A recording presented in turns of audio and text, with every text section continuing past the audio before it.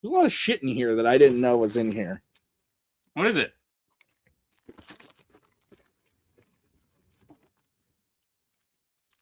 It's Bambi.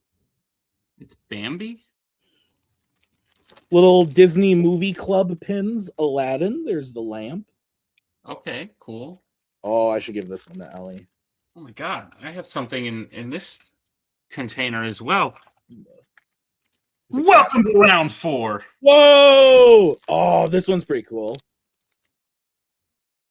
Okay. I'm seeing what else is in here. There's some cool stuff. Another Bambi. Nemo. You want this one? What is this? How did what's the context? I just opened the drawer to my desk and there's a bunch of stuff in. Oh, a bottle opener from Alita Battle Angel.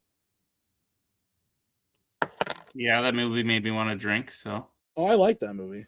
I haven't seen it. I was just trying to make a joke. Okay. That appears to be Harley Quinn. Do you know what a Harlequin is? Ooh. Okay. Hi. Hey, I just oh!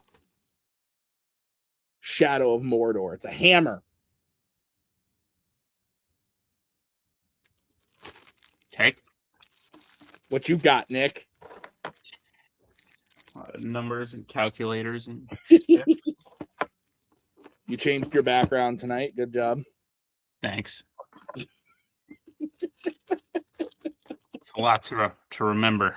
It is. It's okay. That's all right. How was your day? First off, Long. A lot of work. A lot of wedding stuff. Ooh. And got a lot done. I like having. It's weird. As I age, I find a day is only as good as productive as I was. Like at the end of the day, if someone says like, "How's your day?" If I say, "Oh, it's productive," like that means it's good. Yeah. I feel that. Yeah. I think our take on what is productive is a little different, but the concept as a whole, like to me, like you're very like work focused, like get shit done, but also like I feel like did I spend time with like Anna? Did I do this? Like it's part of that's it. everything. Whereas like I'm like I edited 6 Fandom Fights matches. I was one productive son of a bitch. That's also productive. What do you mean? Yeah, but it's not like. No, I think you're putting feelings on me that aren't true. That like I thought you were talking about like work. I'm saying in general, like there's a thing I need to do that needs to get done. I did it today. Productive day. Okay, all right. I needed to clean the kitchen. I cleaned the kitchen. Okay, so you're talking just most work as well. Like work is most of it, but yeah. Nice. That's true. I guess there is like a good feeling, sense of accomplishment when we get shit done around the house. I've had days where like I'm like, oh, I got a bunch to do, but like let me just lay for 20 minutes. 20 minutes turns into 4 hours, and it's like today was a bad day. I didn't do good. That's fair. But probably a dope ass nap. No, I don't even sleep. I just sit there and I go, okay, after this video, I'm gonna go do something. And I don't. Survivor breakdowns on YouTube. Recently, I actually there's a trivia match of me somewhere. Probably in another league. I think I like quit the league pretty fast.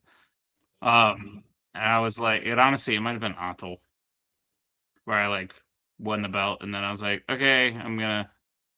You won the belt in Antal? It did. Was that the one with the Lego Batman incident? Don't you remember Chandru hosted my match? No. You were there. I believe you. That's what I'm saying. You had many opinions on it. I did? You did. I beat Thomas Scully. That's what I thought. I remember that. I remember you playing the match. I do not remember. Anyway, this is a side track. I left. I won, and then I like left, and then I was like, I'm gonna take a break. Like I said, I remember saying this. I said I want to do other things. There's so many other things I want to watch, like Breaking Bad. I've never seen Breaking Bad. That was like 5 years ago. I've now seen Breaking Bad. Nice. Did you enjoy it? Yeah. So that's kind of I've been watching a lot of like breakdowns of Breaking Bad. Nice. What was your? I know it's long and there's a lot of episodes and stuff, but if you had to point out like maybe like an arc or a part of the show that you enjoyed the most, do you have one? Or any hot takes?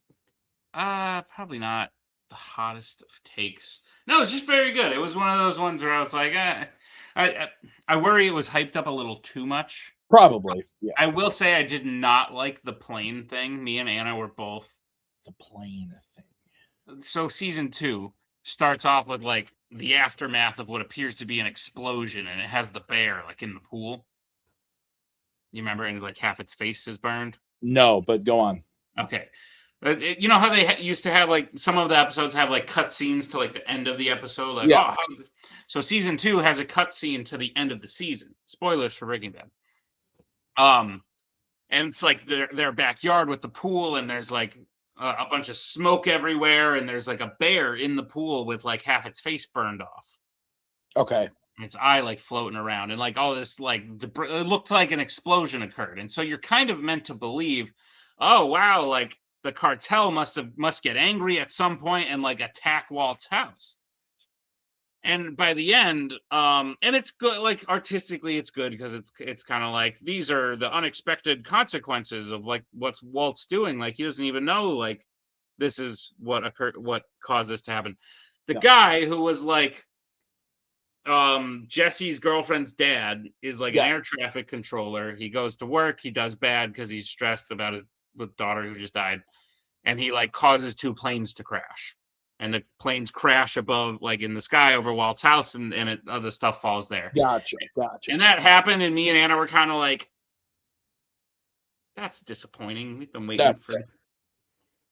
And then like the beginning of season 3 is like this crazy plane crash thing just happened. Like we gotta talk about it. And I was like, okay. I always remember season 4 being my favorite. Because season 4 is the one that ends with Gus dying, right? I believe in the hospital, like his face blown that's up. a great finish. I remember thinking like that was so dope. And then so I watched season 5 right, or because it's 5 seasons, right? Yes, it is. Yeah. So I saw season 5 like right as it was ending. So everyone had been like, watch the show. The final season is airing. So I watched seasons 1 through 4 on Netflix, and then like watched season 5 on TV. And I remember thinking that season 5 was kind of disappointing. So I kind of felt that way for a minute in it, watching it. And I think the biggest issue is like the villains just kept getting better and better. Like you go to Crazy 8, and then Tuco's the next guy, and then you have like the Salamanca twins, and then Gus. And Gus is like the big villain. And so then when they replace him with like Jack, the white supremacist or whatever, like Todd's uncle, and like that's I don't even remember that. It's the guy who kills. Spoilers. It's the guy who kills Hank. Oh yeah. Okay. Who like kidnaps Jesse and all this stuff.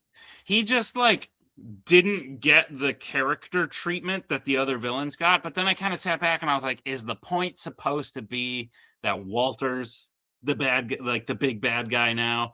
Probably. So you wouldn't want to make the villain someone who would like potentially outshine him.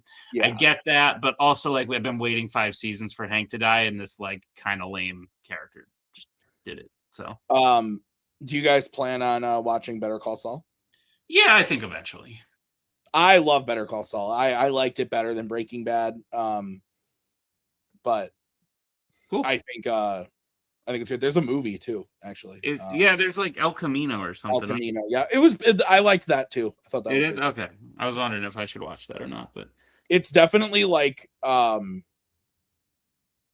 it's definitely one of those things where it's like if I watched it when it came out, and I've only seen Breaking Bad once, so it took me a second to like remember what the fuck was happening. Yeah. But I enjoyed it for what it was. Yeah. Is Better Call Saul like a anthology kind of show, or is there like an overarching? No, story? There's no overarching. overarching thing. Okay, cool. So the first couple seasons are pretty contained in like it's still very good, but it's kind of like, oh, this is a prequel show about Saul Good. Gotcha. But by season 3, I think it's either 3 or 4, because I think there's 6 seasons of Better Call Saul. They really start to bring in the like Breaking Bad connections. Cool. And I think it actually is done really well. So yeah, I like it a lot. It's good. It's good stuff. I'm gonna send the link to our guest. He knows it's coming. But is there any you were watching Stranger Things as well? I still haven't seen the final season of that. Did you feel it? It's not good? Not good. I'm glad I hadn't been like watching. That's my ultimate verdict. If you had asked me like right after I watched it, I kind of would have been like, I don't know, like maybe like I gotta let it sit. I've kind of let it sit. It's not great. I'm glad I hadn't like been watching it the whole time. Like I watched season 1 and season 2, and then I just fell off, and then we binged all of it before season 5 came out.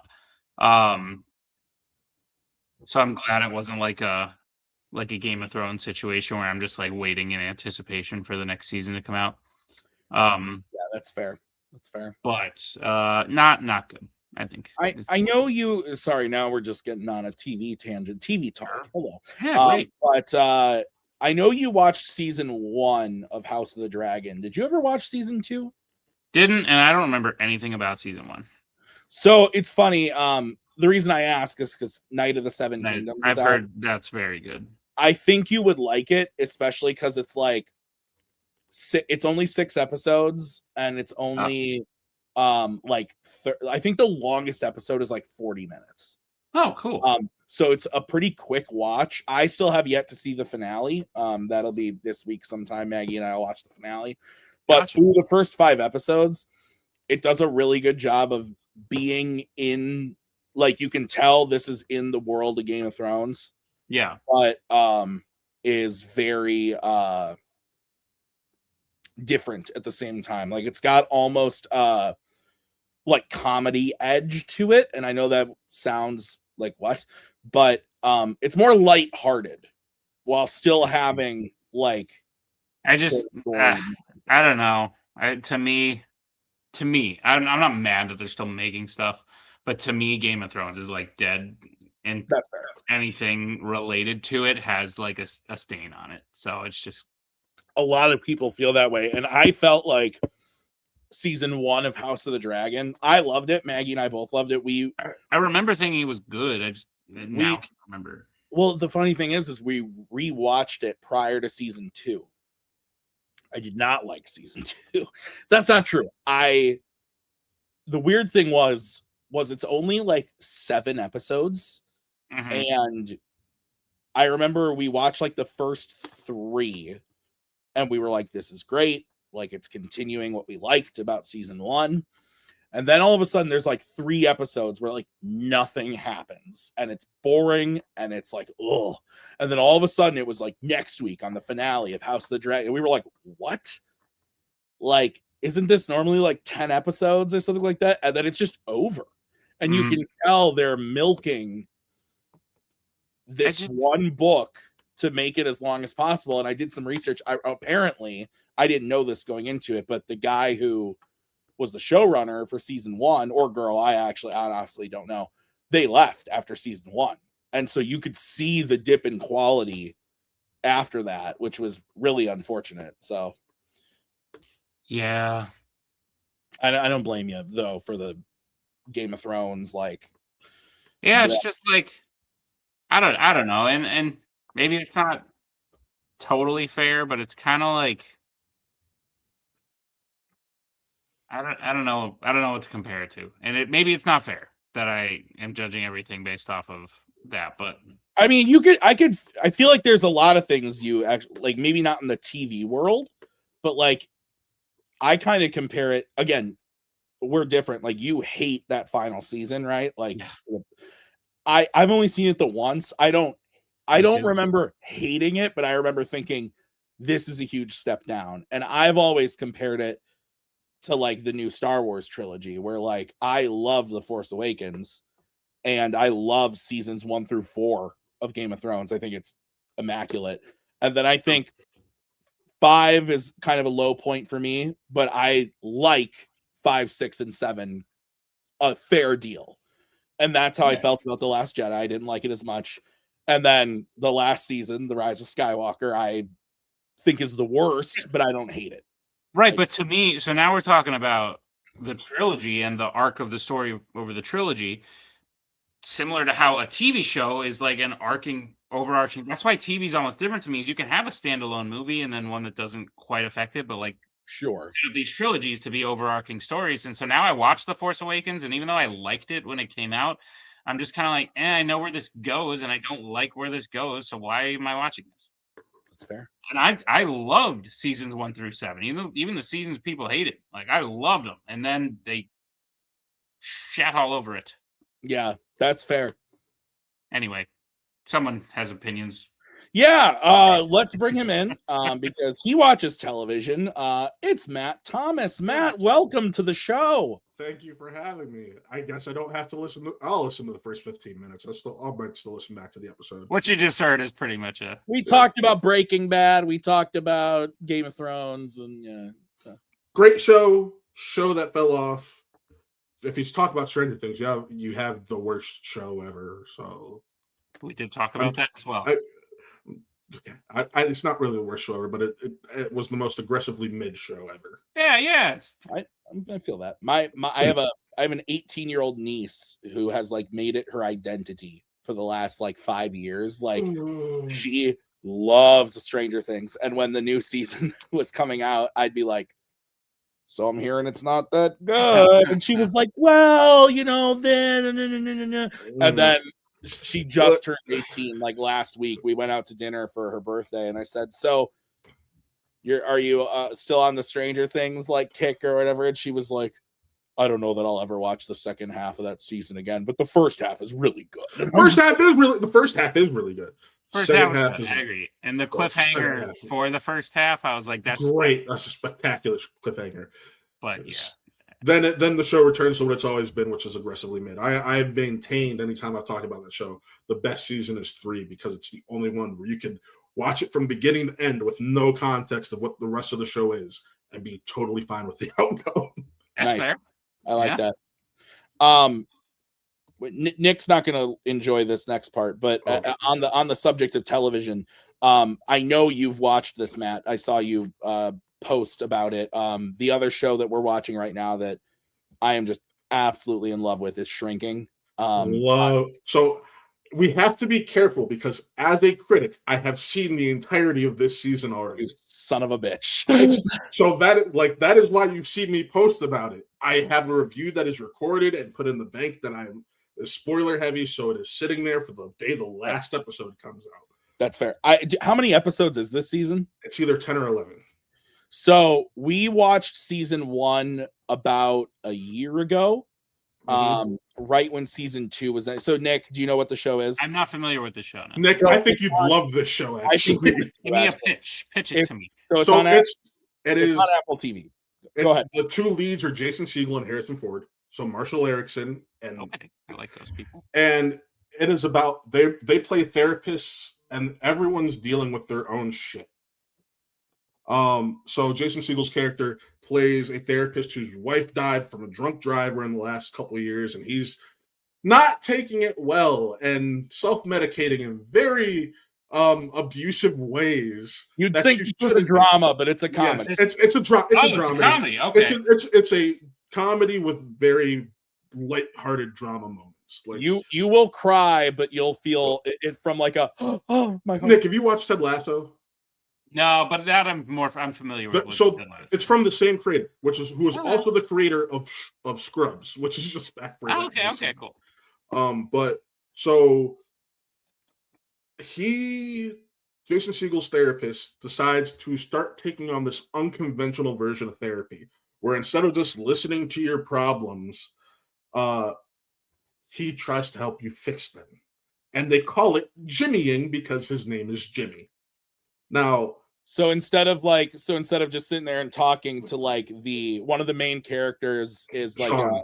You're talking about Sean, the black kid? Yeah, Sean. Yeah, he's got trauma from being like overseas in war, overseas in like the war and stuff. Jeez. And so instead of talking to him through like court ordered therapy, he takes him to like learn how to MMA fight and stuff like that. So like, and if you have anxiety about being around people, he takes you to open spaces and tries to get you to interact with people. It is very unconventional therapy, but it gets results out of his patients. Now, Harrison Ford is technically his boss, but coworker because it's his therapy center that that's being run. And that you learned this minor spoiler but it is an important thing to talk about. He doesn't really have a great relationship with his daughter, this, that, and the other. And you come to learn he has Parkinson's. Then it's about how he begins to deal with Parkinson's, how their other coworker, who happens to be Jason Segel's dead wife's best friend and the goddaughter of his teenage daughter, how they deal with it. You have these annoying, the nosiest neighbor possible, Liz. Oh, it's love Liz. It's all of the characters are just fantastic. Like even my favorite character is Derek, which is Derek. Which Derek? Which Derek? Not the Wayans Derek. Okay. But yeah, it's very heartfelt, and like it does a really good job of towing the line between like Matt said, like the comedy and being just like so, I don't know, it's just so sincere. Like it's got a lot of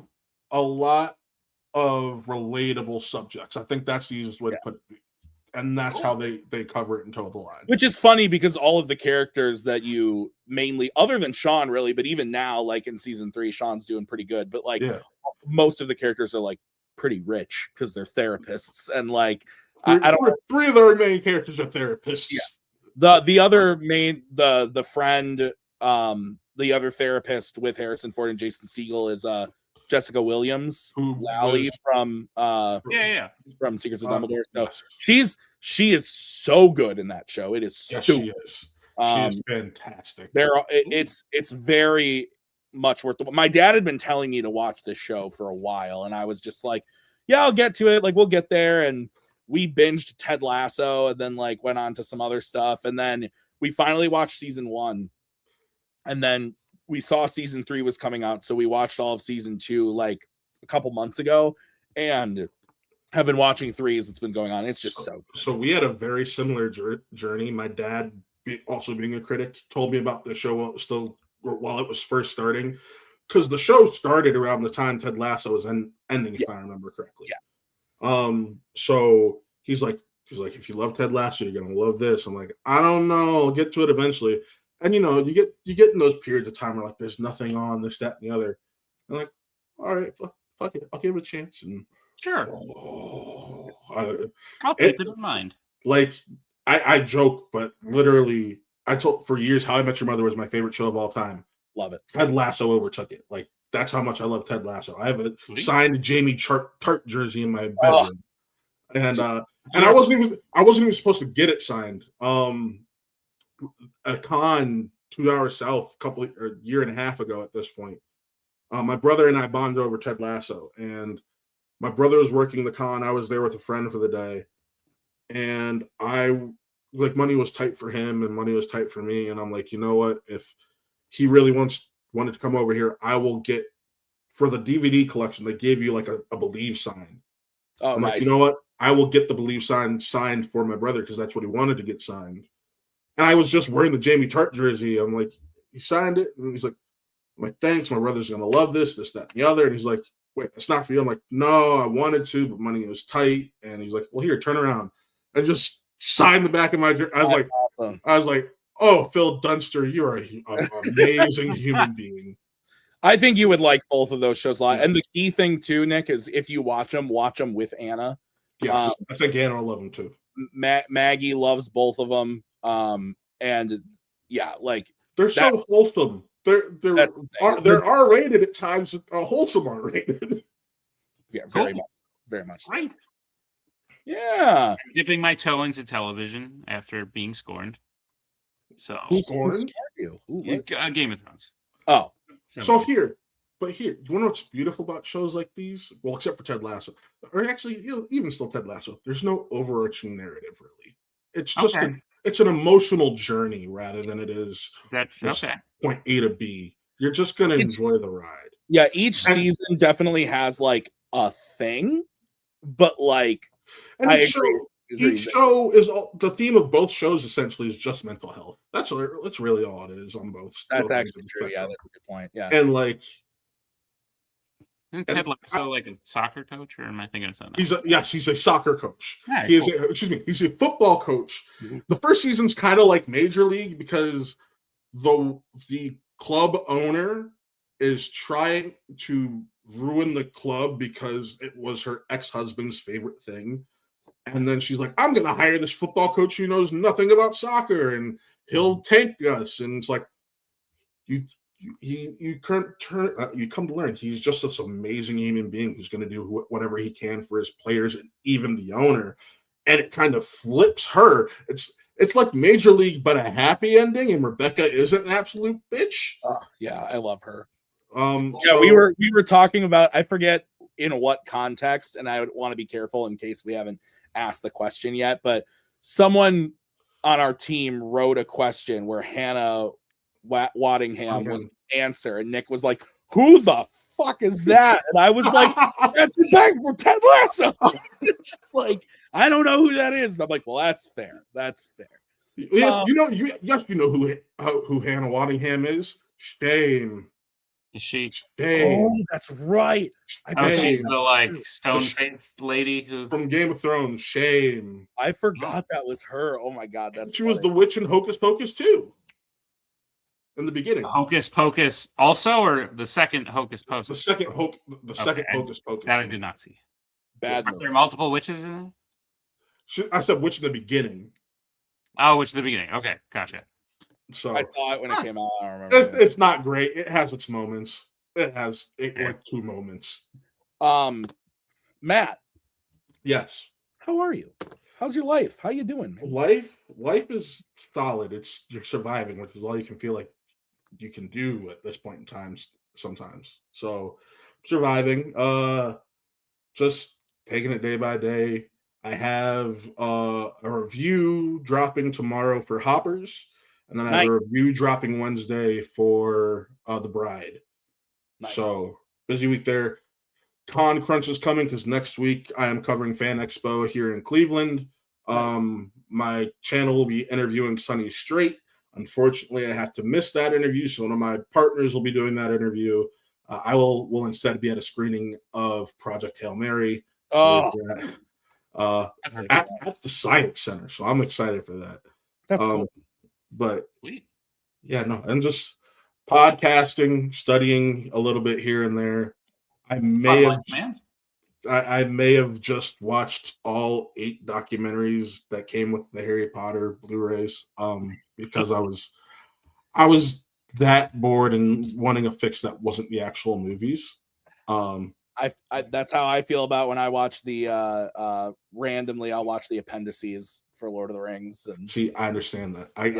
And there's always certain points of the year like where there's nothing really on. Granted, we're now starting to get in that time where the stuff's coming out. Like I don't know if either of you watch Paradise. Paradise just started again. I've heard that's excellent. First season is fantastic. Second season is off to a strong start. If you like nonlinear storytelling, that's a show you'll enjoy. That's Sterling K. Brown, right? Yeah, so I was about to say Sterling K. Brown is amazing.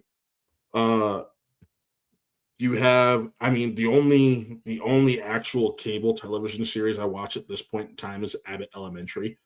I've heard that's very good as well. It is fantastic. And I know if you ever talk to Rue and ask him about it, Rue will just heap his praises on it because especially him watching it as an educator, he and I have talked so many times about it. It's like, yes, that's how I feel. FTK. I won't say that on here, but Rue will say FTK, and you know exactly. I know what that means.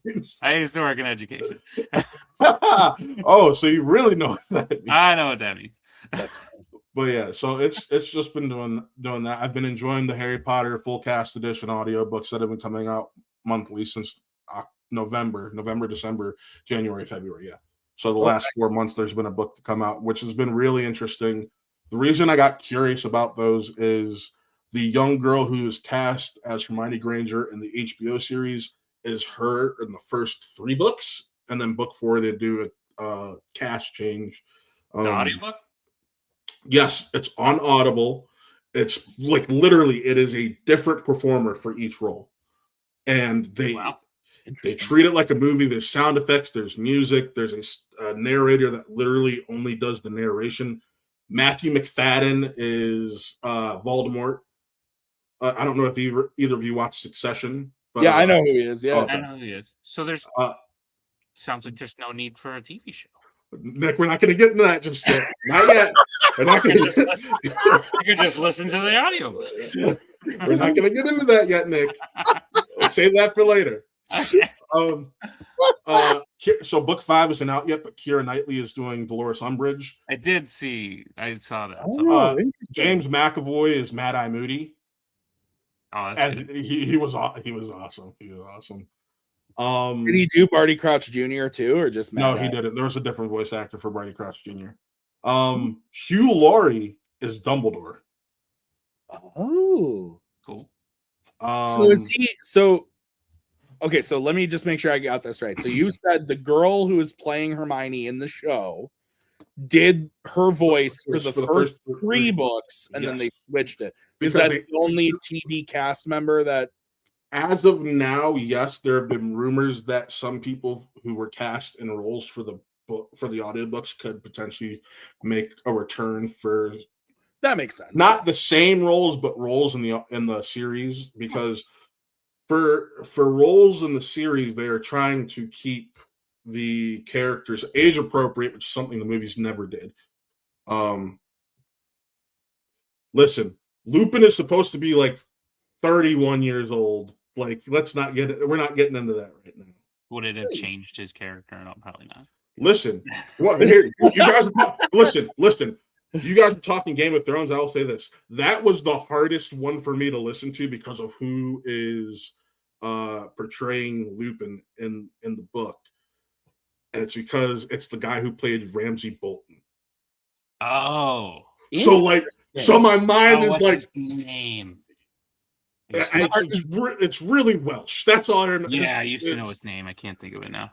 Yeah, I know who you're talking about. That's but literally that my mind that's just his voice has come so synonymous for Ramsay. Yeah. And my favorite Harry Potter character is Lupin. So I'm over here like a voice I knowingly hate is voicing this character I love. Yeah, that's fair. And it's so perfect. And I hate I want it. My mind is automatically like, no, you hate him. I'm like, but this is different. You can love him. This is good. Kit Harington is Gilderoy Lockhart. Okay. It's starting to feel random. Listen, you said Hugh Laurie. I was like, I could see that. Keira maybe in a weird one. That was just kind of like, what role are you gonna get? This is the one you'll love. Simon Pegg is Mr. Weasley. Oh, I do like that. Yeah, that's fun. I do. Who's Molly? That's a lesser known actress. There's not big, well-known talents in every role, but a lot of them there are some. But on the whole, you're enjoying it. On the whole, I'm enjoying it. It's nice. So like, the first time I got exposed to an audiobook like this was with the Count Dooku Asajj Ventress book, where there was more audiobook, or there was more sound effects and music to go along with it, where it's like more of a audio play than anything. They're treating the books as that. So like, I sent Rue a clip the other day because he was asking me about it, because we've been talking about it on Pottercast. I can do quick reviews of them. And I sent him a bit of Matthew McFadden as Voldemort, and I sent him the part where the wands are doing Priori Incantatem, and use the sound effects and the description with the sound, like, and the music. There's like, are they using the score from the movies? No, and the score is actually solid. They've done a 2-part documentary. Both parts are out now on the Audible channel. I think it's either the Audible channel or the Harry Potter channel. The first one's like 40 minutes. The second one's 18. The first one is all about the casting and all the different talents and voices around involved. And the second is about the sound mixing and editing and how they've created some of the sounds for this. Like some of the wand swooshes, they showed that for Foley sound, they got like somebody on a mountain bike doing a just skirting on like wet cement and things like that. I was like, all right, cool. Like this, it's not just a cash grab. They're like putting real effort into it. They've gone. Speaking of cash grab. Oh no, Nick, not yet. Okay, not yet. Not yet. I know you. I want to see what happens. There's just so many. Tim's like dangling transitions in front. I know he is. I think we should. I think we should get into this because I want to make sure we have enough time for this, and I have a hard out in a little bit. So, Tim, I think people need to know your position on it as an unbiased. So real quick, I am going to say this because I talked to Drew and he actually pitched. He's like, that might not be a bad idea. Because originally, for those who don't know, what we're going to talk about right here is the Harry Potter HBO series. Originally, Rue and I were trying to get Nick on to Prophet Cast to talk about this. Unfortunately, due to work constraints, he can't, which is understandable. But we were pitching a collaboration between Round 4, or I shouldn't say Round 4, TBNT Inc. And Watt to do like a one-off fan zone. My proposition is, why don't we just do that here, since he can do that as a one-off on this channel? We could do it the same way I told you I would do it before. Like, Tim, you know my opinions on Fanzone. Like, I don't do Fanzone anymore. Be down there. I'm not gonna do Fanzone either. But it's a one-off. It's for fun. I'm down to like have a conversation. Yeah, I think I'll guide the conversation here. It doesn't. I just don't care about Tim's opinion about it afterwards. That's the difference. Hey, to be fair, Rue is on the opinion of he's just glad to be getting more Potter media. So he was very down for the idea of a fan zone. It would have been good. I have some shit pop up. Okay. I think so here's I'll set the stage a little bit. Yes, Harry Potter is coming to HBO. And I believe, Matt, correct me if I'm wrong, they shot seasons or are shooting seasons 1 and 2 at the same time. They shot season 1 is essentially complete. There's supposed to be a little bit of a break. They're showing dailies and whatnot, but the idea is they are already casting season 2. The idea is to just get into it as quickly as possible. Because they don't want to age these kids too far. Does the fact that Warner Brothers just got sold to Paramount change that? No. Because so speaking in terms of deals, and it's not sold yet. Whatever it is, as long as something was already in production at any phase, it could just be in pre-production unannounced. Even it can keep going into production while a sale is in the process of happening. Yeah, of course. So even if the sale gets dragged out years, as long as it was in any. I was reading them. It'll probably be like 12 months before Paramount actually said control of, which I'm hoping that doesn't happen, but we're not going to get into that. Yeah. Sorry, James. Well, I mean, I prefer it over Netflix, but in the whole, I preferred no sale. Me too. Yeah, but if it had to go, if I'm having to choose one, Netflix was the lesser of two evils for certain reasons that involve CNN and media outlets. I thought it was the lesser of two evils because Netflix wouldn't see movies in theaters anymore. Yeah, that's the biggest thing. That's the thing with Paramount. So that's the one guarantee they can make. But I digress. Yeah, we'll see. We'll see what happens. But anyway, Netflix is going to buy them when they go broke in a minute anyway. And that's what I'm saying.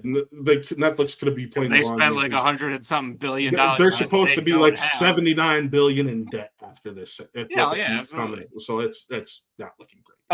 But anyway, as someone who loves the books, loves the movies, and actually, not that it matters too much. But Matt, how old are you? 31. Okay, so you're our age. Yeah, I'm going to be 31 in August. Nick just turned 30. in Yeah, October. y'all are. He's a baby compared to me. I get. Yeah, it. so we're all the same. We I all look grew like up. I'm 55. No, you don't, Nick. I honestly thought you were like 23 when I first No started shit. giggling. Thank you, Matt. That's the first time anyone's guessed younger than. But I actually- but we all grew up with this, I'm assuming. Yes. And Yes, so for indeed. me, the books, the movies have always been more than the books to me, but I Mhm. get the flip-flop. Like for the books, I by the time I started reading them, it was after the first movie had been out. And the first of the books that I got new, like when it was released, was Half-Blood Prince. And I think that's probably why I like it the most, like why it's probably my favorite. And that's totally fair. And Deathly Hallows, like went to the midnight for the book, stayed up all night, read the book, blah blah blah. I remember that summer was crazy because it was also when Order of the Phoenix the movie came out, so that was a lot of fun. But within like weeks of each other. yeah, it was awesome. But I grew up with the books, reading them, read them all multiple times, but I haven't read them since at least 10 years. I feel like it's been a really long time. But I watch the movies every year. Like I love the movies. I know them inside out. And so for me, looking at anything new, I'm always very skeptical. Like with another one of my favorite franchises, like every time we return to Middle Earth, I'm very skeptical, even if it's Andy Serkis directing a movie called The Hunt for Gollum.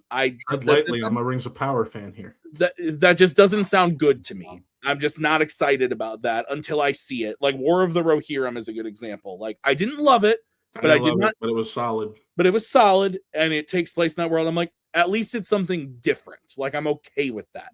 I'm okay with different. And if it's solid and you can tell like there's passion behind the project. So for me with Potter, a great example is Cursed Child, where like Maggie and I went and saw it in New York, and I liked it a lot. But I think, and Nick is actually the one that said this to me, and I agree with him 100%, is I think it would be an atrocious movie. I agree with that. And I think Nick, because I saw Cursed Child back in October, and I told Nick, I'm like, yeah, you did. I didn't like it on the page. I liked it on the stage. I don't need to it's see cool it on the stage. I don't need to see it as a film. It's But like if they ever made it like canon. Because here's the thing. It is so story. It's I tell people this. I'm like, it's canon to the books. I won't say it's canon to the films because the films take a lot of liberties and changes.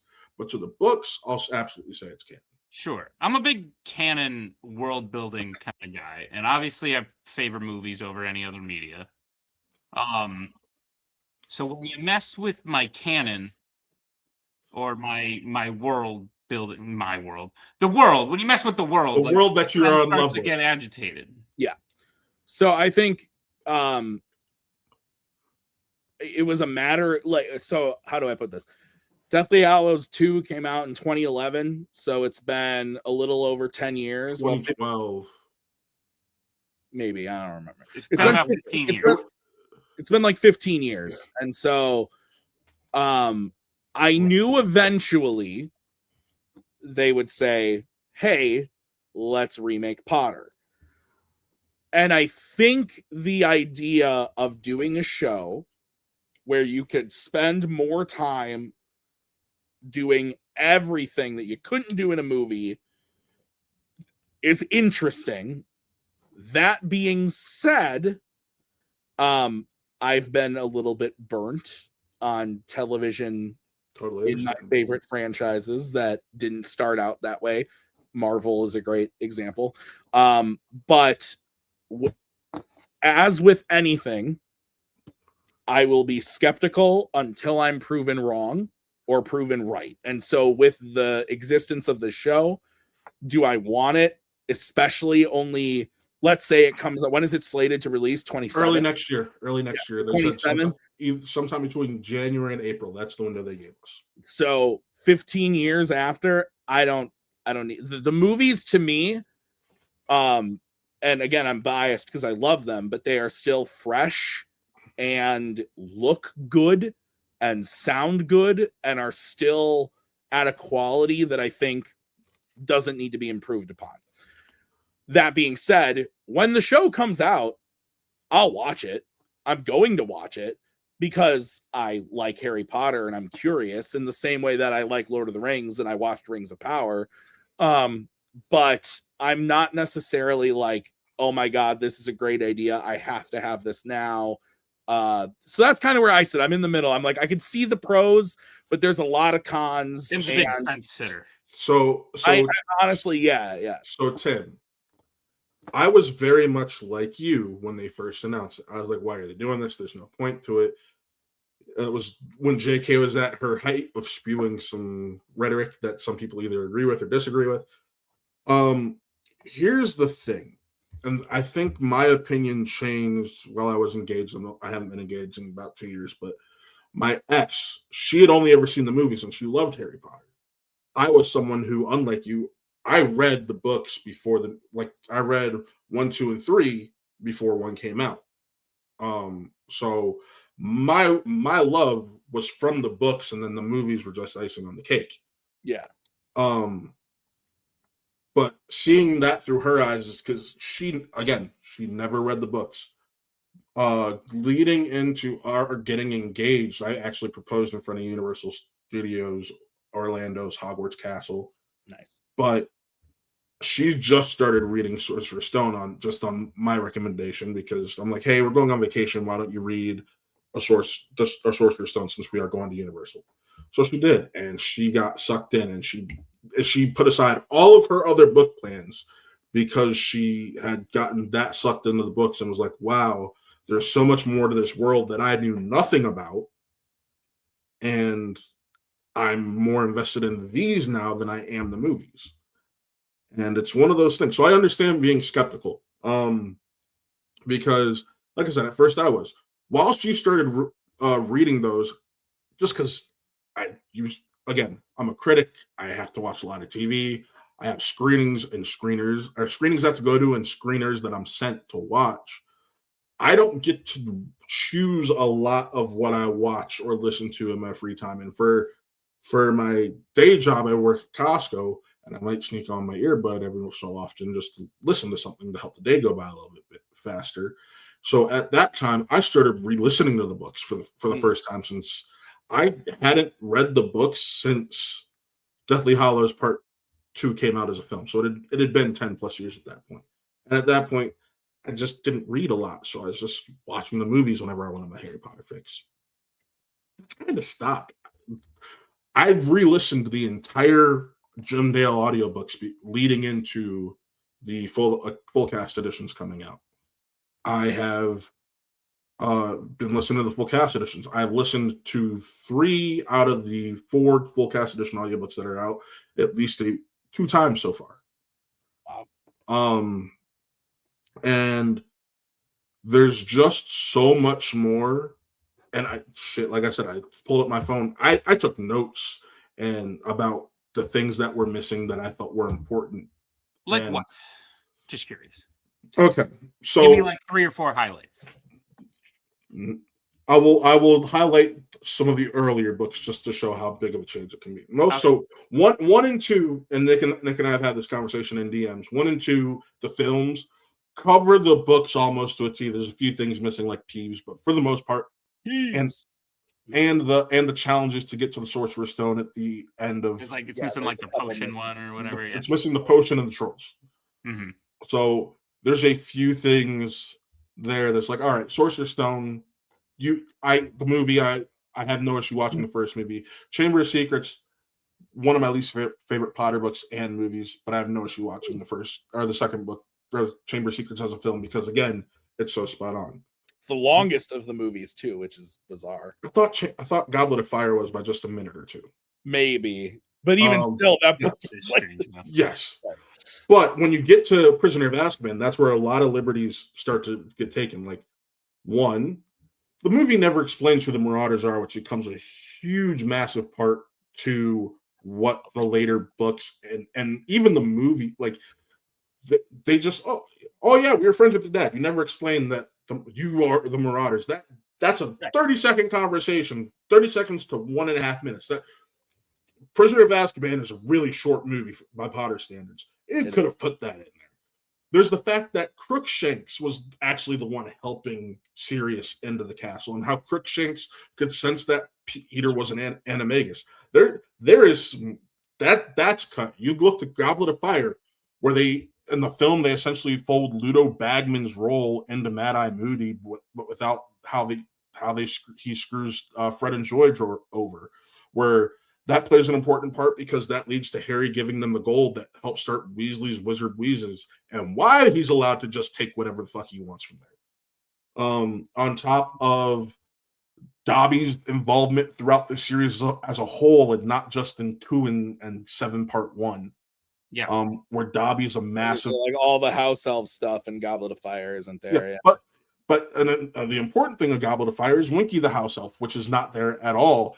And the full explanation, and the biggest thing, and I think Rue and I talked about it on this last week's Pottercast or Prophetcast, is how much planning and detail went into Voldemort's plan to come back, and how involved Barty actually was. And instead of for Barty Crouch Sr., they just, he's a sympathetic old man who had to put his son away and he dies. But in this, no, he did something for his wife that ultimately ends up killing him, because he swapped places between his wife and son because she was dying and she wanted her son to be free. And then he's putting his son under the Cruciatus curse, not Cruciatus, the Imperius curse, and causing him to live a life he doesn't want to live. Which ultimately he breaks. Yeah, that's why it's a great time to reread or re-listen. But like the fact that the reason they never get into the fact that the reason he hates Death Eaters so much is because even though he is a Death Eater, he hates the ones that lived freely and didn't pay the punishment that he himself did.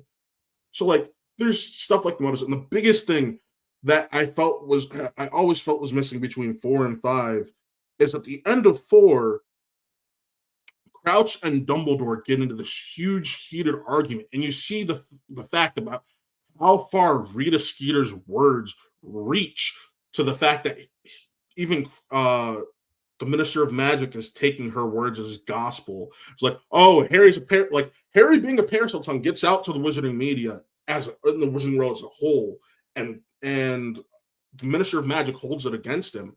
But he brings a Dementor onto the Hogwarts grounds to talk to Crouch, and he gives him the kiss right then and there without Crouch being able to say anything that would have cleared Sirius's name. It would have cleared Harry, would have confirmed that Voldemort was back.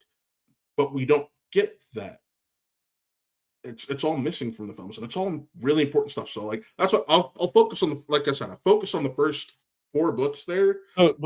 As mediator, before Nick jumps in, so to be clear, your take is that the show could potentially give the opportunity to include these things that just make the world richer and more exciting, and then for people who only know the films, because there are those people that exist, it gives you a better idea of why some of these people who have started, like myself, have started turning against the back half of the films as years have gone on. Because one of the most egregious things, and Rue and I joke about this, the mirror that you didn't explain in any of the previous 6 films shows up, that unless you read the book going into Deathly Hallows Part 1, you're sitting there going, what the fuck's this last shard in his hand? That is definitely one of the bigger spots. But anyway, Nick, yes. What you got? I think this show is a completely pointless waste of time. I have to cam off for a second, but I'm listening to you guys. Go ahead. Just to start, so a couple of things. No adaptation of anything is going to have everything. You see it with comics all the time. We could point to any comic book movie and say, there's this whole world of comics. You didn't include this about Captain America's backstory. You didn't include the time Black Panther met the Fantastic Four.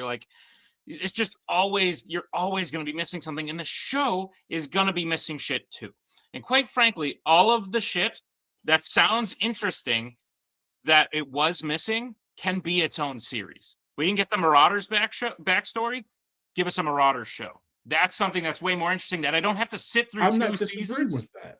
Right, but you're making me sit through 3 seasons of the same shit I've already seen before in order to get that small payoff. So I don't I don't think that's worth my time. Dobby, Crookshanks, like that's why it's an adaptation, because these characters are mentioned and people who've read the books can go, oh yeah, I remember when they did this in the books, but they still allude to shit in the movies. So like you mentioned Rita Skeeter, her word goes as far as whatever. It doesn't matter. We got the point that the Ministry is against Harry. There's people talking shit about him. There's even some stories written by Rita Skeeter in the Order of the Phoenix that are talking negatively about Harry and Dumbledore. Positively, actually. No. There's definitely one in there that's like, I'm talking about the book. You're saying Rita Skeeter's word is positive when it reaches the minister? Yes, because if you, I don't remember a lot. Tim, I've not read the books. As someone who's, I'm gonna retort here. Remember, Hermione captures her because she's an illegal animagus. So she has to agree to not write anything about Harry, Dumbledore, or anyone for a full year. However, in Order of the Phoenix, Hermione allows her to break that promise to interview Harry about what's really going on in the world, and it gets printed in the Quibbler. So maybe there's a reason Rita Skeeter's part was cut, because she's not that interesting. I much prefer what we did focus on in the movies as opposed to these side plots. So like Voldemort's playing Barty Crouch Jr. I'd be down for like a Death Eaters show where we look at some different Death Eaters and see like their stories, their backstories. You could even relate it. You could say it's the same Barty Crouch from the movies, but this is what he was doing over here. It's just the fact that we're going to get 7 seasons where potentially more 60% at least is going to be the same shit we've seen. And we're already seeing it. Like they released the kids and I was like, yep, those are the kids. They released Hagrid. I was like, that's what Hagrid looks like. John Lithgow's beard's long. Yep. Wow, that's crazy. I think even Chris Columbus came out and said, yep, that looks like what. No, I think I sent you that interview. Yeah, you probably did. It was like, that's the Hagrid costume we made. It just, and the worst part is, I don't know, in this modern day of like filmmaking and TV making, like you're not going to be allowed to fucking criticize it, and it's going to piss me off.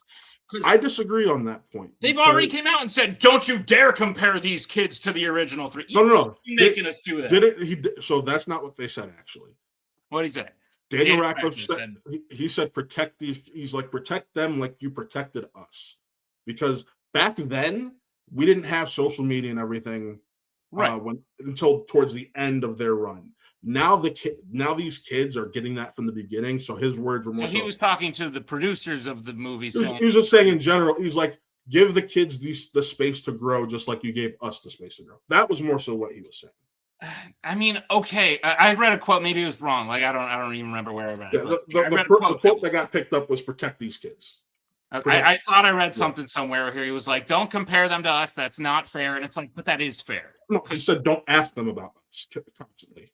So don't ask them to compare. Even still, whatever they feels said, similar. It feels like we're splitting hairs. No, I would say, but my point is, like he said, don't constantly ask them about how our performance is affecting their performance, because this is their performance. But even still, the natural thing is going to be to compare them. Oh, and without a doubt, I think that's what Nick is getting at. That's what I'm saying is like, we have this, and to me, it's a gold. And to a lot of people, it's a gold standard.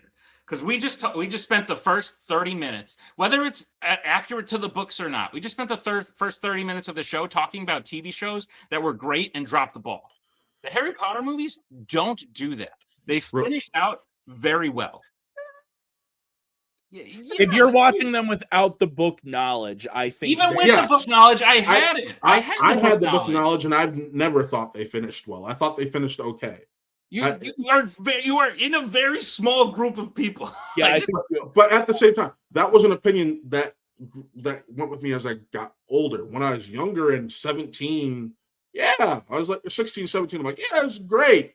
Oh, but, sure. As you age, and now we're doing revisit this certain things. We're doing this thing, and I've told you about it. It's this trend of, hey, this is a new thing, and in order to make this new thing good, that means the old thing's bad now. I don't think that has to be the case, though. But that's just what happens all the time. Like, Ironheart comes out. Well, that's because Iron Man sucks now. And it's like, what? But here, I will say this. You, myself, Tim, are all media literate people. There's a lot of people who aren't very media literate and will jump straight to those arguments because that's all they can think of.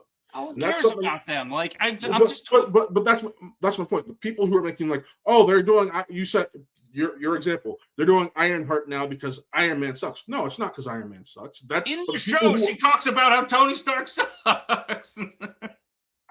to be fair, I enjoyed Ironheart. I didn't commit it to gospel, so I enjoyed it. I'm just saying. I'm just using it as an example of one of very like. But I think Snow White comes out, and so I will say this: going back to the Ironheart comment, I think that was just more so a joke, just because of as a black man. But it's following a pattern of Snow White comes out. So, and regardless of all the controversy around Rachel Zegler has to say, well, the old Snow White's bad, so you want to watch this one now, and it's like I don't even know if she believes that, and I don't. But that's like the pattern of. The things that are new can only be new if we put down the things that are old. It's like in Loki. It's like in Loki when they're like, the Infinity Stones, they're paperweights now. And it's like, so we need to make these things less good in order for the thing we're doing now to be good.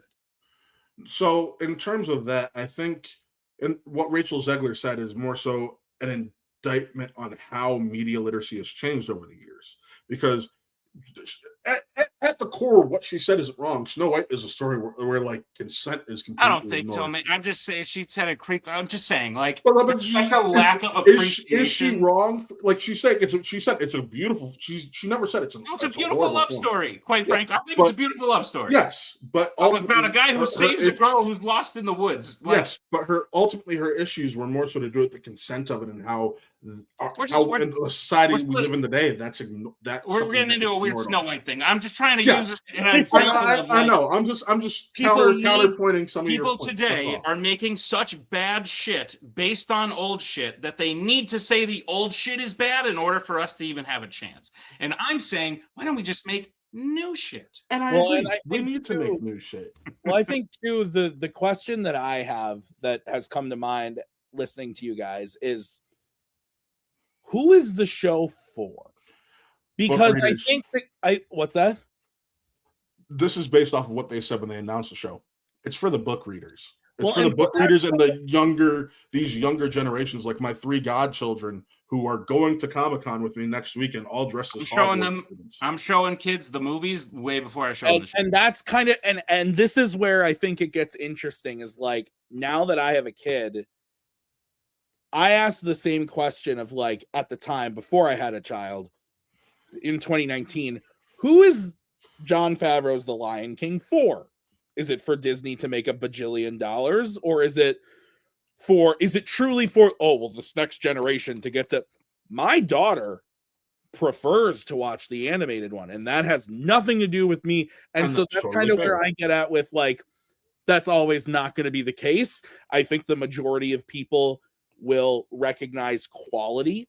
And if the 7 seasons of Potter TV show happen and they are genuinely the greatest thing ever, I think Nick would be the first to say that. Sure. In the sense too, where like, just because Ralph Bakshi's The Lord of the Rings came out first, we can all agree that Peter Jackson's vision of it is a better one. But I think the point of saying like, you have this thing that is very good, why can't we just have that and explore, if you want to keep doing Potter, explore the world within? I don't disagree with that. I think a great example is Fantastic Beasts. Do I, at the end of the day, love the execution of those movies? No. But I would much rather them try stuff like that than just remake something that ended. And again, and that is totally fair. And that's kind of where I'm sitting is like, at the end of the day is the question of like, we're all admitting that these movies, maybe Nick the most than me, and then Matt, like that the movies are still great. But like, why is it really needed other than just to add the content? It's one. I'm not gonna lie, it's to add the content, but it is also because there have been book readers who, over the years, like me, because I'm not gonna say it's a vast majority of people. I'll never say that. But there are people who I've talked to over the years who they've started preferring to listen to the books. There's my coworker and friend Nina, her younger sister Mia, we talked about this recently. It started off with us talking about Percy Jackson and how, I mean, let's be honest, those Percy Jackson movies shit the bed. Oh, they're bad. They're horrible. I haven't read the books, but Maggie loves the books. Hated the movies. We've only seen season 1 of the show, but she really liked it. The show as that and Harry Potter and the Inheritance Cycle, which is also a movie that shit the bed based off of a book. Is that the Aragon? Yes. That was horrible. And it's getting a show reboot. Between the Percy Jackson situation and the Harry Potter. And Nick, I'm getting to that. Those movies shit the bed because they sucked. Yeah. The show has expanded on stuff and brought fans a whole new light, and people who love. That's not why they made the show. No, it's not. They made the show because the movies were bad, and it's good source material, and they wanted to do something good with it. They made the show because Disney saw they had a new property and could make money off of it. That's why they made Warner Brothers. Boom. Thank you very much. But no, I admitted that Warner Brothers did it for money. It's cash grab. It's all cash. It's like cash grab, but they saw a demographic that had complaints, and they're like, "Well, we own this." No, it's not a big enough demographic for them to have actually But at the same time, the demographic for people wanting Aragon as a series, TV series, wasn't big. We're getting it. But demographic, really? Yeah, they announced that 2 or 3 years ago, and then just in the last month they announced showrunners for the television. I never read the final book. If you make a good show, read it, and there's a now spinoff of Murtagh that was also excellent. If you make a good show, people will watch it. No one was clamoring for Breaking Bad. They made Breaking Bad, and now it's great because it's great. Totally. That's not the situation here. The situation here is people like Harry Potter, so we're going to cash in on the name Harry Potter. That's already a red flag to be starting a new project. Unless you're going to explore the world more and tell different stories. The fact that they have the same costumes, they look similar costumes, but they are adding to it. Like here. I just don't think that, like, if Crookshanks is going to have a bigger role, that's just not here. 7 seasons. No, they are admitting they are adding to it, and I am totally fine because of the team they have behind it. One of the showrunners is one of the showrunners from Succession, like straight up, Mark Malloy. He is one of the main writers on Succession. I've heard it's amazing. I have not seen it. I don't. Yeah, he's watched Succession. It's fantastic. Right. If you like Game of Thrones, you said you liked the beginning of it. It's got the backstabbing and whatnot, but it's a modern business. And funny enough, has a lot. You can look at what happened in that show, and it has a lot going on that's similar to like the Warner Brothers deal and everything. So keep that in mind. My question is, and I would challenge you on this, and I might be wrong here. I would ask you to look through your list of things you listed, and how many of those things are just like backstories of characters that we didn't get in the movies? Because if it's that, I would say those can be their own separate things. I probably wouldn't love it, but I'd prefer like a young Dumbledore show. Well, here, actually, I was when they announced the Harry Potter series, I said, "Give me a Jude Law." When they announced the remake, give me a Jude Law Dumbledore. I said, "Give me a Jude Law Dumbledore show." I think that's on an episode of. He's great. Yeah, he's great as Dumbledore. So show me him and Aberforth. Show me him and Aberforth and Ariana growing up and his relationship with Grindelwald. That all sounds interesting enough to me. You just said something that the books never, the films never covered. Ariana Dumbledore. Everything that the movies never covered. But the point is, I get the idea. Yeah, it's a short scene. I get the idea that Dumbledore had a sister. But do you get the idea that he actually might have accidentally killed her? And yes, because Aberforth Dumbledore says, I just rewatched. My brother sacrificed a lot of things in his quest for power, including Ariana. That's enough to tell me that Dumbledore's But does it show you how dark those actions actually could have gone? Sacrificed. No. Sacrifice could mean, but they never. Cover that Ariana is a. They never cover that Ariana is a squid. Who cares? I don't need to know all these little things. I get the idea. I don't need. My point is, all of these things you're saying, they sound like little details that would have been cool to notice. But at the end of the day, if I have to sit through 7 seasons of mostly the same thing, you get the idea that Crookshanks can talk to Sirius. They're adding stuff to it that, especially in book 1, they've already admitted to some things. They're adding that's some of the set pictures that have leaked. Dumbledore talking to Flamel and his wife about the Sorcerer's Stone and how it needs. So there's that. They are giving Malfoy more screen time. We're supposed to be going Malfoy. Who doesn't love Malfoy? We're going to see Malfoy at Malfoy Manor at points throughout season 1, which is something I've seen that in Harry Potter and the Deathly Hallows Part 1. But you're gonna get to see some of his relationships. Give me a Malfoy show. The Malfoys, a 3-episode whatever where it's just the Malfoy. Like I'm just picturing the Brady Bunch. The Malfoy. My point being, all this shit is not. My point being, to really sell that what you're saying. Yeah, give me that. You have to, if the person isn't Tom Felton. You have no connection to them. I don't actually want that. The Malfoy sounds like a bad show. It's just not worth. My point is, what you're saying. Give me that. Fine. You have to still cast people, and you have to give people a reason to attach themselves. You have to give people a reason to attach themselves to those characters. So, if you are given what you're saying, yeah, I would take that within a Harry Potter show in itself. Which the stuff would have to take place in the same timeline. You're still getting those stories, but you're now also getting the side pieces of how it fits in. You can recast people, but like, you can recast, but I'm saying people aren't going to care as much if you just straight up recast and give them something. They've done that with this whole show. This whole show is a recast in Harry Potter. My point is, the show's going to last over a season. You talked about a miniseries. If you just did a miniseries, people aren't going to care as much. But if you I mean, here, I love Star Wars story. Box office clearly didn't. I think it's fine. Sure. I like it. But people just are like, it's not Harrison Ford. And it's come to it was kind of meh as a movie. I think if it I know, but a lot of people leading up to it, like, it's not Harrison Ford. I'm not even going to give it a chance. Going into it was that of course, there's always criticism going into everything, but you can overcome that if it's good. Logan, and that's Hugh Jackman's too tall, like whatever. Like you can overcome it. People are willing to overlook, like, it's going to be retelling with new elements added, because at least they are giving these people a chance to grow into these characters and adding more nuance along the way.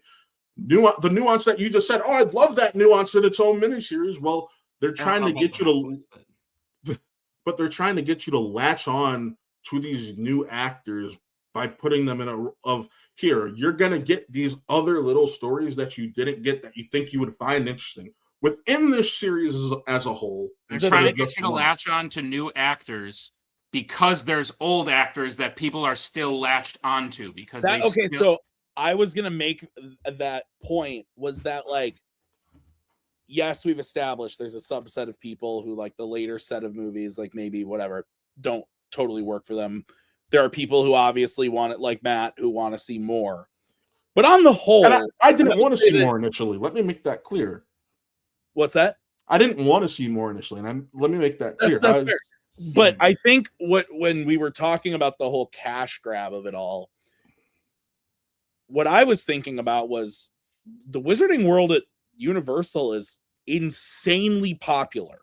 The reach I moved all of my shit. I was just there in November. I went to Epic Universe. Like I spent $600 on Harry Potter merch. I got a mini suitcase filled of Harry Potter candy. I think I spent more when I went there, but yeah. This was my third time there, so that was just this last trip alone. Yeah, but I think, that's what I was thinking about, was like, they don't need to do this. Like, the show on Broadway is huge. People are still watching the movies. The park is a huge hit. It's one of the few franchises. I think that's the biggest thing for me is it's one of the few franchises that ended. Granted, we have Fantastic Beasts, but we're talking Harry Potter. It's one of the few franchises that ended 10 plus years ago that still has this huge following, huge adoration from so many people. The video game is another one. Hogwarts Legacy is one of the highest selling video games of all time. yeah, and it's a great video game. It's really good. And so that's the thing is like, why the timing is weird to me. It's like, why do it now when you're still like, if they had announced this, like, let's say in an alternate future, 10 years from now, so we're 25 years after the end of the movies, you tried Fantastic Beasts, it didn't totally work. The park, you've seen a decline in sales, like or two on something else. Yeah, and it's not totally working. Well, that to me would be like, okay, there's been enough time. Can I be honest with you to answer that question? I think the rapid decline of the Fantastic Beasts films scared them. Yeah, because they did finally people wanted more Potter. They gave you something. I think where the Fantastic Beasts films ultimately failed is they let J.K. be a script writer and not just like, I know people have issues with Cursed Child. Totally canon breaking, whatever you want to call it. Totally understand that. However, it still works overall as a show. Even you admitted it. And you want to know why? She didn't write it. She gave people the story. She gave people the story, and they wrote it for her. I'd love to see her write another couple books. Like, I'd love to see her write a Marauders series or Marauders series of books.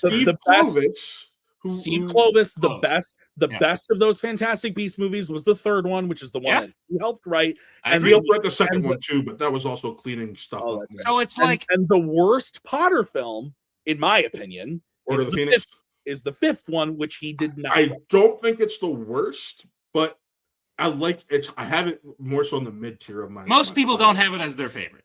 It's not my favorite. I have it towards the middle. My favorites are 3. I think 3 is just a phenomenal film. That was the first time people were like, "Oh my god, IP can actually be actual art too." Yes. That's like all this. Yeah, all this goes to show that if you have a good team and a good and this show might have all of that. It might. That's the reason I flipped, is because of who they got involved. But why not give us this team with something new, with Fantastic Beasts, like with a Marauder show, with a Voldemort backstory where he does his thing with the Peveril family and builds the Horcruxes and whatever. I think ultimately because the success and they got scared. Yes, and they said people like Harry Potter, so we'll just do that again, and it's just the base level laziness that I cannot stand anymore. I don't know if it's lazy, but I think it's one, as long as it's well made and does the fans, especially fans who are like, hey, there's a lot of stuff we're missing, like myself, as long as it does justice to that and maybe creates new fans along the way, you can end up. I just don't think anyone who doesn't already like Harry Potter is going to be brought on by Harry Potter by this show, because the movies are so beloved. They are.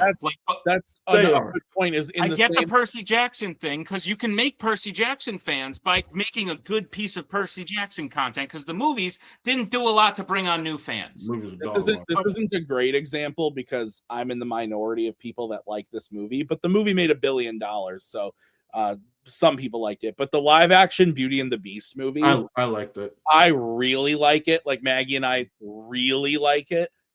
The animated movie is in my opinion, arguably like maybe it's probably the best animated movie. I love it. I think it's an incredible animated movie ever.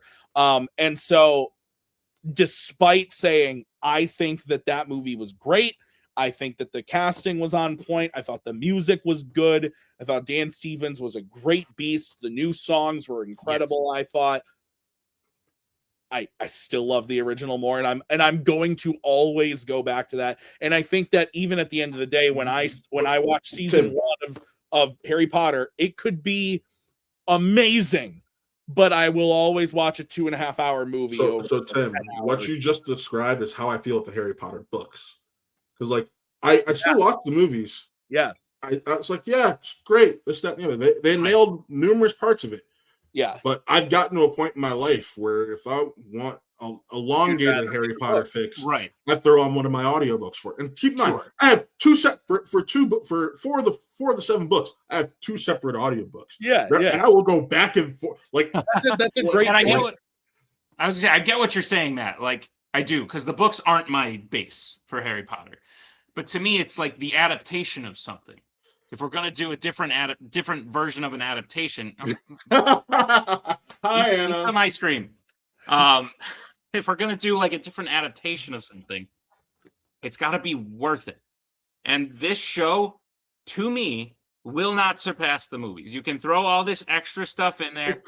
It could not, and I've never denied that, especially in our. I just don't even think it has the ability to, because again, like these movies ended so well.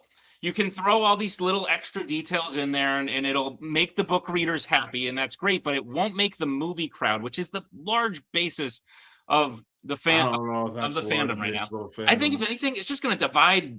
It's going to divide the fans. They'll be like, the show's better. No, the movie's better. And it's like, I don't think you'll divide the fans. In all honesty, it already is. Look at me and you. No, I'm just kidding. We're not divided. I was about to say, I'm pretty sure you might think we're divided, but I don't think we're divided. No, I don't think we're divided. I'm just. But like, I think at the end of the day, like more fans of things that I love is always a pro. Yes.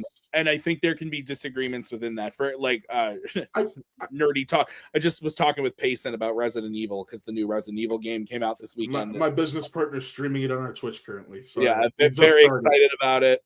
It's great. But if people come to love Resident Evil because they watch the Paul W.S. Anderson films, which are terrible, but that's horrible. But thank God they're not in fandom. Yeah. Please don't make them. But that sends them to the games, and then they enjoy the world, and they get there. Fine, I will make fun of you for have stuff through those movies, but I think the same thing can be said about anything. Like if someone goes, "Oh, there's this new fantasy show on Amazon called Rings of Power," they watch season 1, which is not very good, and they're like, "Oh." Season 1's all right at best. I'll give you that. I liked season 2. But they watch it and they're like, "Oh, that was interesting. This is Lord of the Rings. I've never read the books. I've never watched the movies." And then they go to watch the movies and they find that they like the movies. There are different entrances. And so that's what I'm saying. Yeah. So what you're saying, my godchildren are like, I'm living a lot through them because they're sure 10, 11, and 11. 2 of them are born 3 weeks apart. They're my cousin's kids. Oh wow. So they're I should say my cousins isn't 2 separate cousins. Yeah, so. I figured. I put it together. But they're my cousin. But they are of that age where where one of them my cousin is a single mother. I helped raise him. I've taken him to movies, ball games. At 7 years old, I asked him what he wanted to see because I was taking him to movies. I'm like, what movie do you want to see for your birthday? This is in summer of 2021. Can anyone take any guesses what that little man said?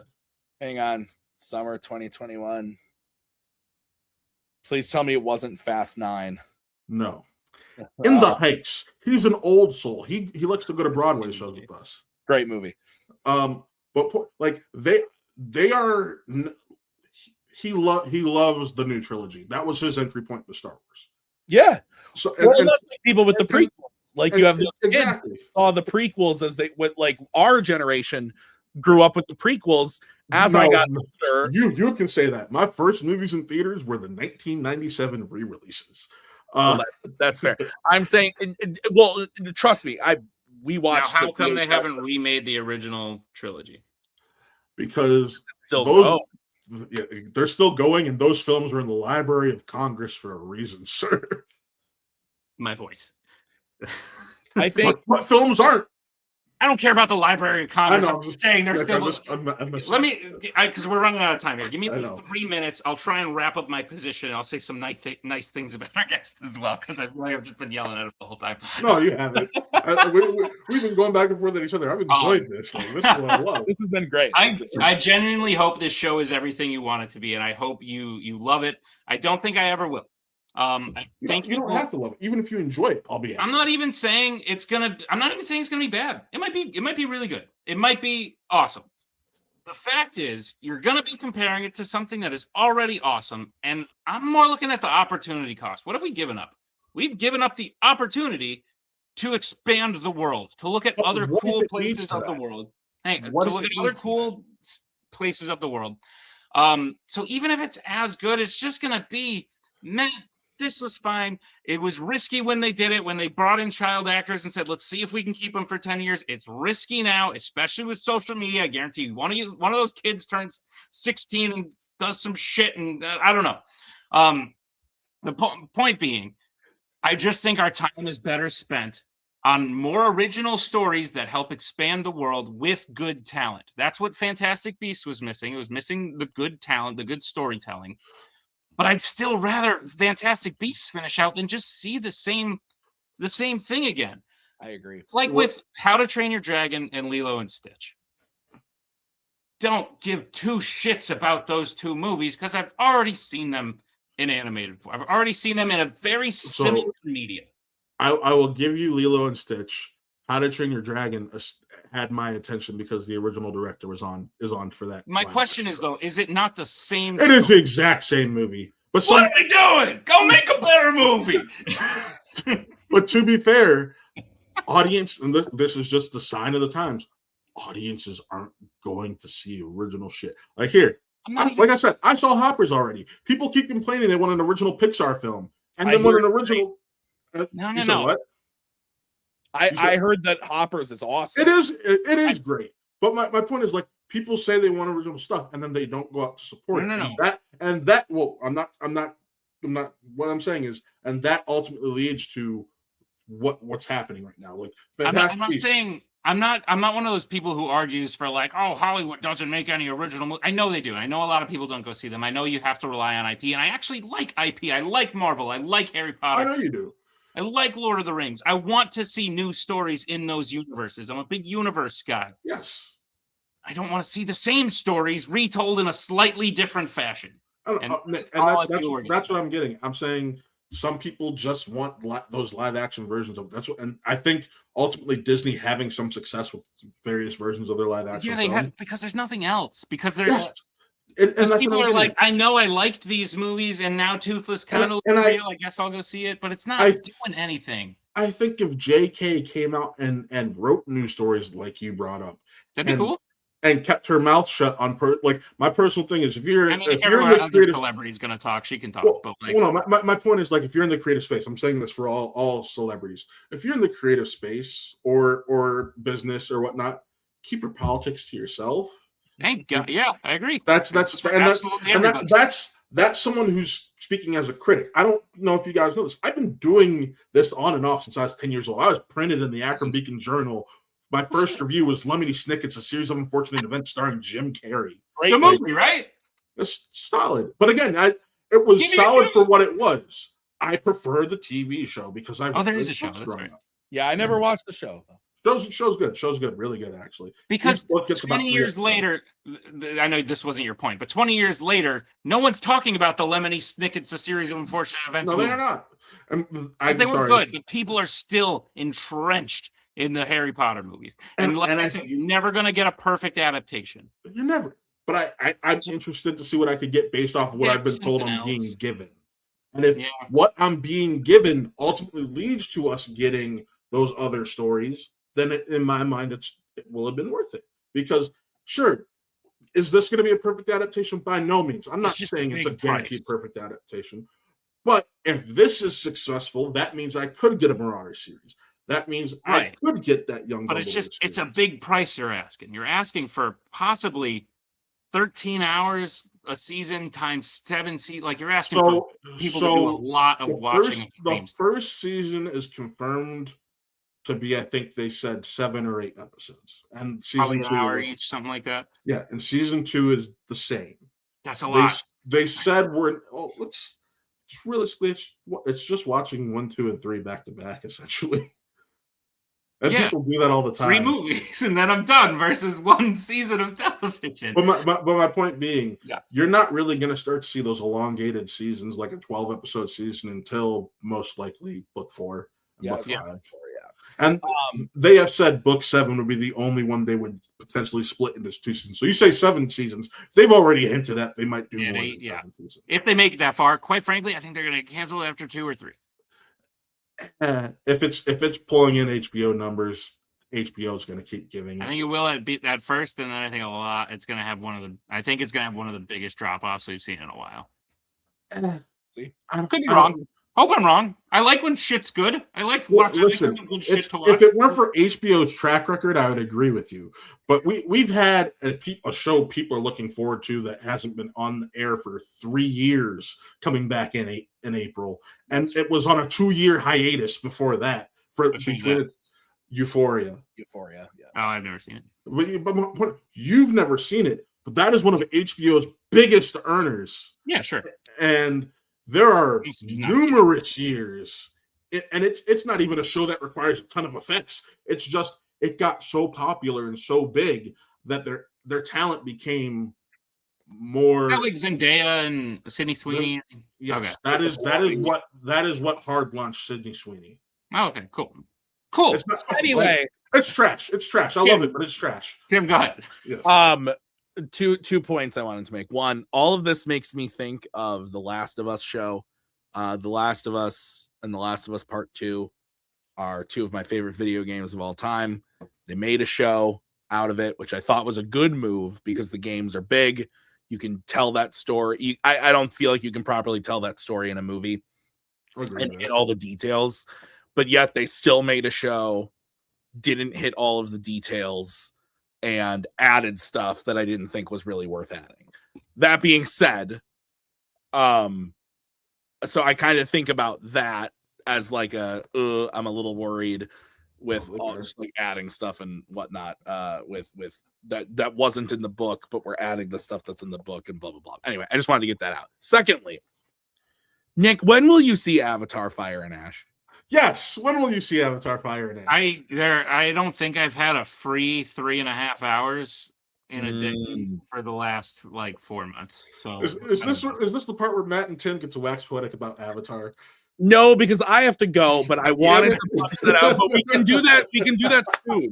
We can put a pin in that because how about this? Once it's out on Blu-ray and I get a chance to rewatch, we make that happen. We'll do that. I'm down for that, and that way we can make he'll be able to watch it because I'll watch it eventually. Yeah. Didn't you say he has your Voodoo or something? I just don't have strong opinions on the Avatar movie. I just think they're meh.